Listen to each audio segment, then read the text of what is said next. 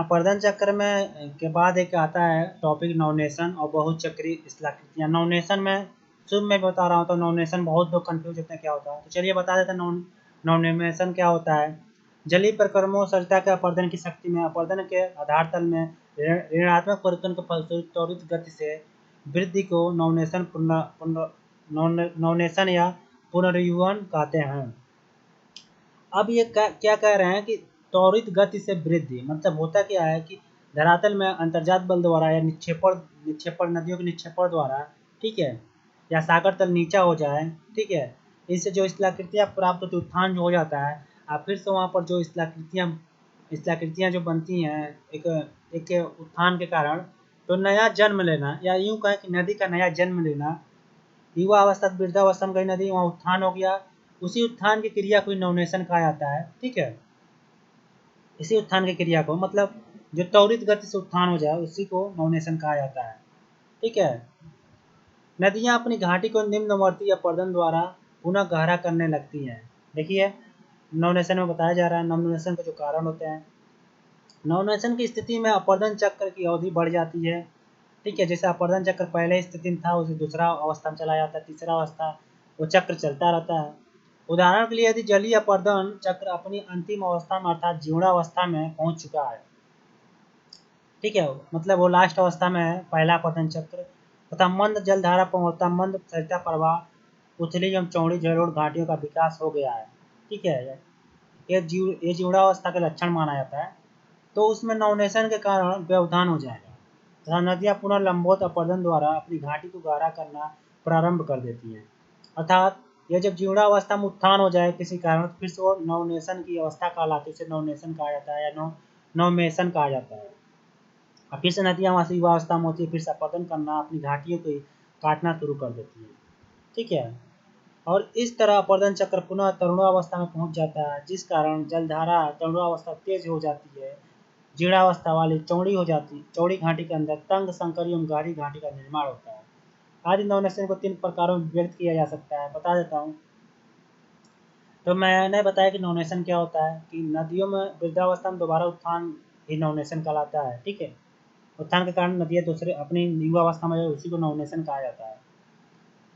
तो 3 कारण है नॉनेशन के। गतिक नॉनेशन कारण स्थलखंड में उत्थान, स्थल भाग में झुकाव, सरिताओं के निकास, इसके अंतर्गत मतलब जो आता है स्थलखंड में उत्थान हो जाए, स्थल भाग में झुकाव हो जाए, कोई स्थल भाग है सामान्य वो झुक जाए, सरिताओं का निकास, जो सरिताओं का निकास है वो नीचा हो जाए, और नदियाँ जो निकलती हैं, जो झील का जो जिस झील में जो सरिताओं का निकास है, जो मतलब ऐसे समझे कि जिस झील से नदियाँ निकलती हैं, ठीक है, तो वो झील जो है नीचा हो जाए, ठीक है, वो वहाँ का जो झील है, झील का जो भाग वो नीचा हो जाए, जिसके कारण फिर से वहाँ उत्थान हो जाएगा और नॉनेशन स्थिति प्राप्त हो जाएगी। तो सरिताओं के निकास का नीचा होना, अर्थात यूँ समझो कि नदी कोई सागर तल को प्राप्त की है, फिर से सागर तल नीचा हो जाएगा, फिर से नॉनेशन वहाँ हो जाएगा। अब सुस्थितिक नॉनेशन जान लेते हैं।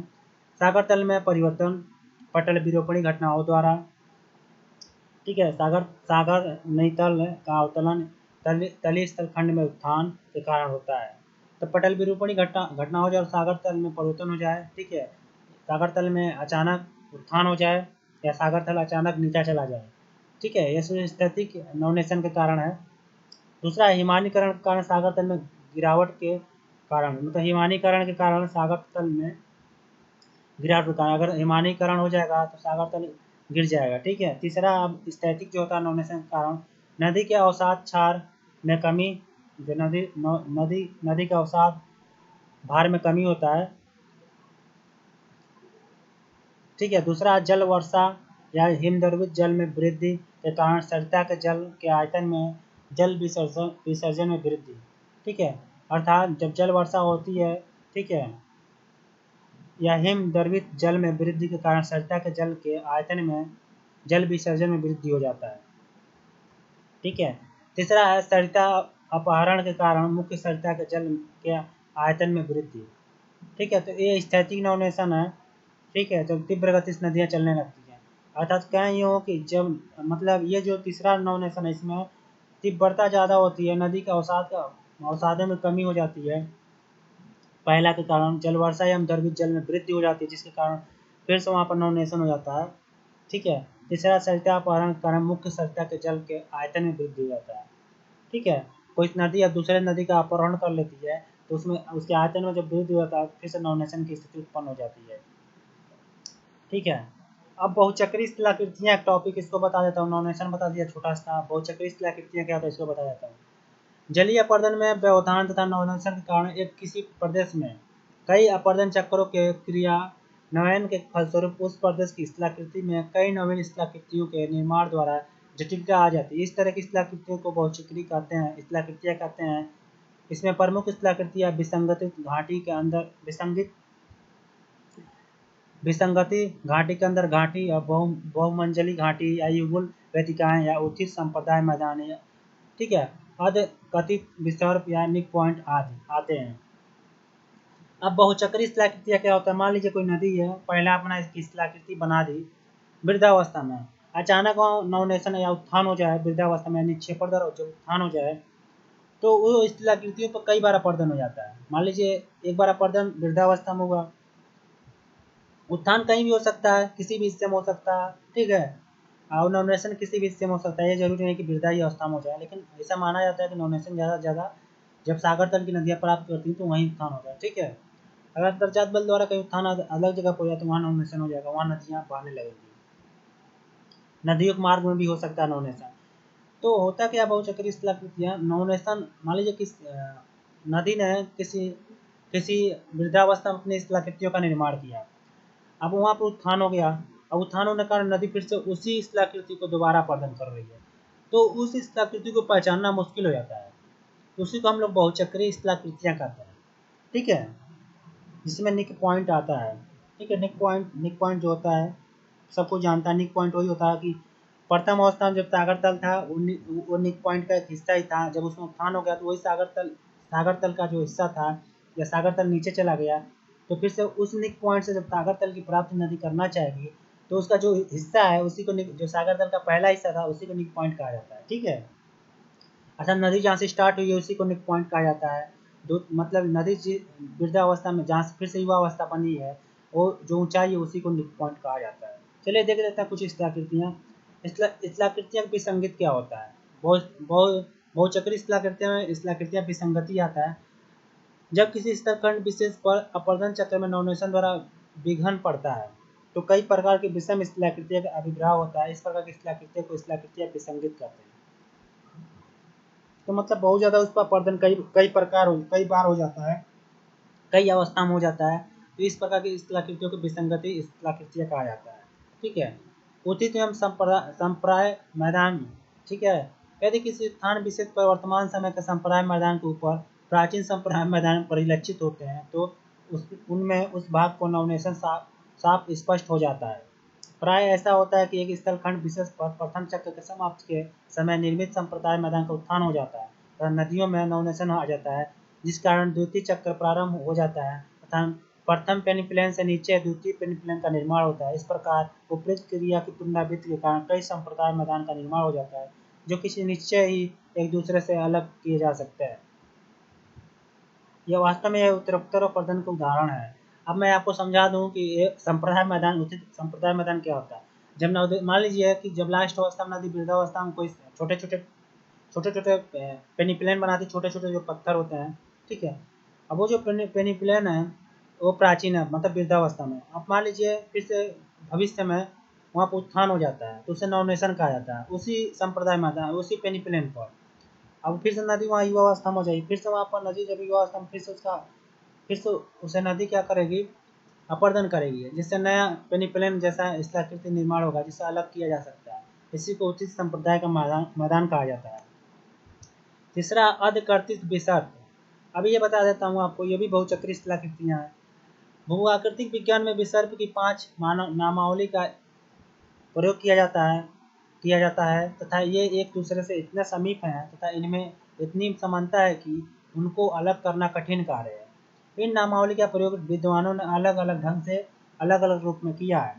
ये 5 शब्द इस प्रकार हैं तथा देखिए जीर्णावस्था में देखिए ये देखिए इंसाइजेड मेंडर्स, इंटरचीड मेंडर्स और इंटरचीड माइंडर्स, इनक्लोज्ड माइंडर्स और इनग्रोन माइंडर्स होता है। जीवनावस्था नदी कम कम रात्रि तथा कम ढाल के कारण सीधे मार्ग से न प्रभावित होकर टेढ़े मेढ़े मार्ग से होकर बल खाती हुई चलती है, तो नदी के इन मोड़ों को विसर्ग कहते हैं। ठीक है, तो होता क्या है कि जीवनावस्था में जब नदी कम रात्रि तथा कम ढाल के कारण सीधे मार्ग से न प्रभावित होकर टेढ़े मेढ़े मार्गों से प्रभावित होती है। ठीक है, मतलब उसमें जब नदी में वेग कम होता है तो सीधे मार्ग से न प्रभावित, मतलब वृद्धावस्था में टेढ़े मार्ग, उसी को हम लोग विसर्ग कहते हैं। ठीक है, अब निक पॉइंट बता देता हूँ। प्रत्येक नदी के उद्गम स्थल से मुहाने तक के मार्ग को ही एक अनुदैर्ध्य वक्र कहा जाता है। नदी का आधार तल कटाव की अंतिम सीमा सागर तल से निश्चित होती है, मतलब सागर तल लास्ट सीमा होती है। नदी के इस मुहाने से उद्गम स्थल वाले वक्र या घाटी का अनुदैर्ध्य प्रच्छेदिका तथा घाटी की चौड़ाई वाले भाग को अनुप्रस्थ प्रच्छेदिका कहते हैं। मैं इसको पढ़ के नहीं बताऊंगा, आपको एक सामान्य भाषा में बता दूंगा, नहीं तो आप लोग बोर होंगे। होता है कि अनेक पॉइंट कैसे उत्पन्न होता है कि मान लीजिए नदी युवा अवस्था से पहाड़ों से चली और अपने सागर तल को प्राप्त कर गई। ठीक है, अब वो सागर तल हो क्या कि अंतर्जात बल द्वारा नीचे चला जाए। ठीक है, या तो सागर वहाँ पर उस जहाँ पर वो प्राप्त किए सागर तल को वहाँ पर उत्थान हो जाए। तो जो उत्थान होता है, और जब सागर तल फिर से वहाँ से नीचे हो जाएगा, तो ये रूल है कि हमेशा नदियाँ अपने सागर तल को प्राप्त करना चाहती हैं, अपने तल को प्राप्त करना चाहती हैं, सागर में मिलना या समुद्र में मिलना चाहती हैं। तो क्या करेगा वो, जो जो प्रथम अवस्था से, मतलब जहाँ से नदी चली थी पहाड़ों से आई सागर तल पे, सागर तल के करीब में उत्थान हो गया। ठीक है, वृद्धावस्था में, तो उस उत्थान से फिर से जो युवा अवस्था में नदी जाती है उसी को हम लोग निक पॉइंट कहते हैं, जो उत्थान होता है। ठीक है, ये इसी को निक पॉइंट कहते हैं। अब चलिए अगला, ये देखिए निक पॉइंट कहा जाता है। देखिए किसे निक पॉइंट कहा जाता है, यहाँ पर दिया भी है, मैं समझा देता हूँ। यहाँ से नदी चली इस पहाड़ से यहाँ तक आई, यहाँ सागर तल को प्राप्त कर ली। ठीक है, यहाँ यहाँ इस अवस्था पर सागर तल को प्राप्त की है, इस अवस्था पर आके। ठीक है, अब ये क्या हुआ कि सागर तल नीचे चला गया, डी अवस्था पर आ गया, तो ये ये उत्थान है। अब मान लीजिए अब इस अवस्था पर सागर तल की प्राप्त की थी, फिर से नदी क्या करेगी, जो जो नदी वृद्धावस्था थी युवा अवस्था में जाके फिर से काटेगी, और फिर से यहाँ सागर तल यहाँ है तो इसको यहाँ पर आ गई, तो ये उत्थान वाले स्थान को निक पॉइंट बोला जाता है। ठीक है, अब युगल वेद का पांचवा जो है इसको बता देता हूँ। अपर्दन चक्र में व्यवधान तथा नवनेशन के कारण नदी के दोनों ओर समान ऊंचाई पर वेदिकाएं बन जाती हैं। तो अपर्दन चक्र में व्यवधान जब होता है तथा नवनेशन के कारण नदी के दोनों ओर समान ऊंचाई पर वेदिका बन जाती है, उन्हें युगल वेदिका कहते हैं। हिमालय में 3 ऊंचाइयों पर नदी वेदिकाओं के 3 जोड़े पाए जाते हैं, जिनसे हिमालय पर्वत पर्वतीकरण के समान समय उत्थान की 3 प्रवस्थाओं को बोध होता है। देखिए बहुचक्री घाटी एवं युगल वेदिका।